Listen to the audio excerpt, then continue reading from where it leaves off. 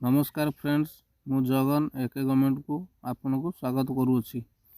AOC तरफ गोटे notification जारी होइछि। पोस्ट अच्छी ट्रेड्समैन मेट एवं फायरमैन होइछि। पोस्ट मोट अच्छी 1749 पोस्ट रही अछि।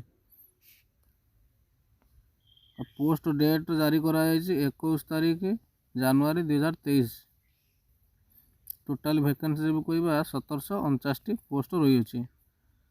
पोस्ट रही अछि आर्मी ऑर्डिनेंस क्रॉप्स सेंटर माने एओसी तरफ।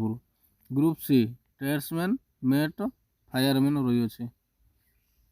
Important date last date for apply online 21 days रखा जाइछि। The online will age limit available सन। वैकेंसी डिटेल्स ट्रेड्समैन मेट रही अछि 1249 पोस्ट रही अछि। फायरमैन 544 पोस्ट रही अछि। एटा अवेलेबल सन रही अछि।